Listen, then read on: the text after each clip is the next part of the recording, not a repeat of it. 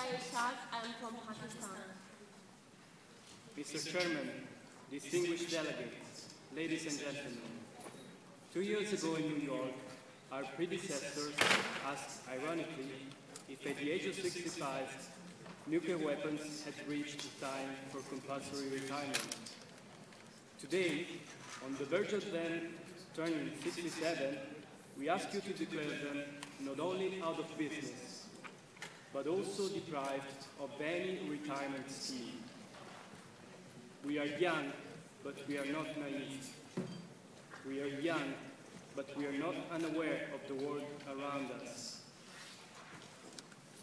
Mr. Chairman, we are here representing the youth movement for nuclear disarmament, urging you to comply with your commitments towards your citizens and to start immediate negotiations for a decisive nuclear weapons convention.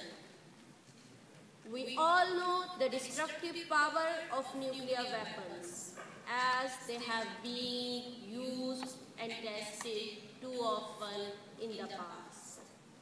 The presence of nuclear weapons in this world leaves us with two possible futures.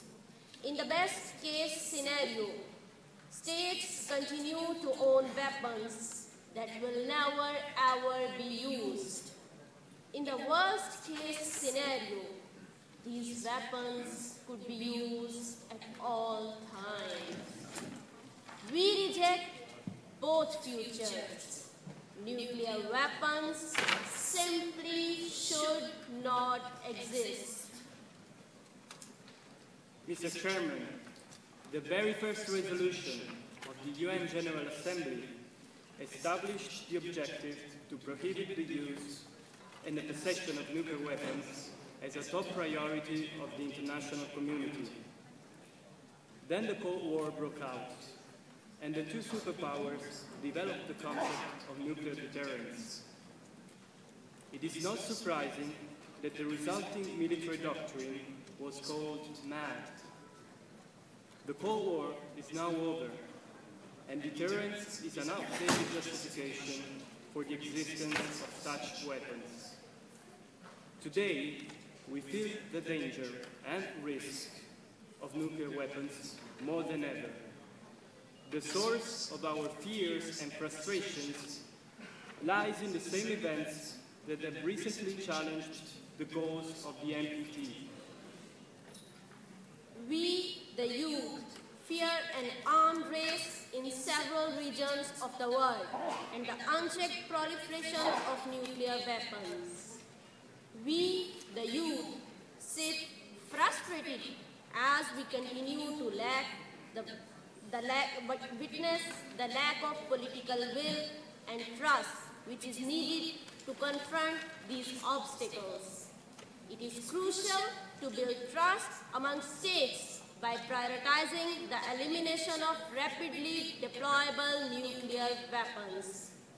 These weapons can destroy entire cities or countries in a few hours.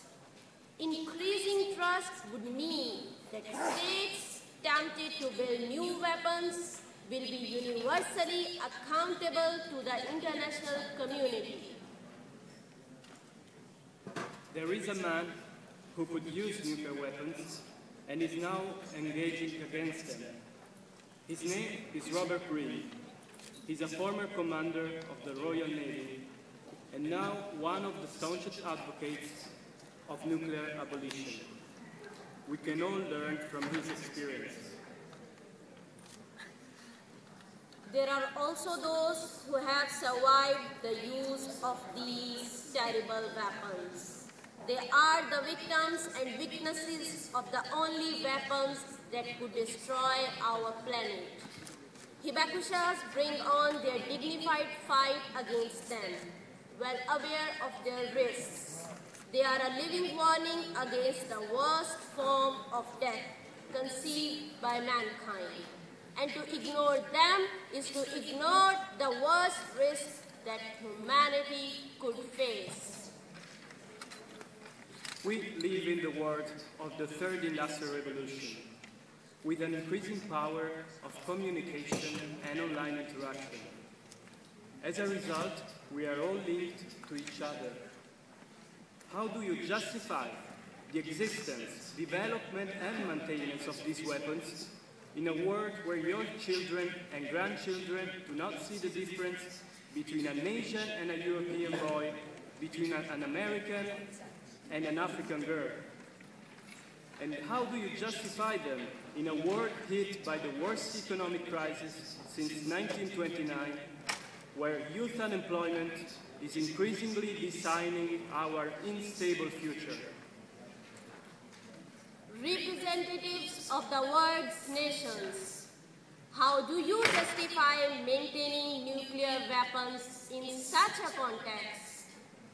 Is this the world that you want to hand down to the next generations? We, as young people, care a lot about the future of this planet. We are aware that differences of cultures, religions, and political constraints persist. But we will not give up our fight against nuclear weapons. Do not ignore our concern. Remember your humanity and forget the rest.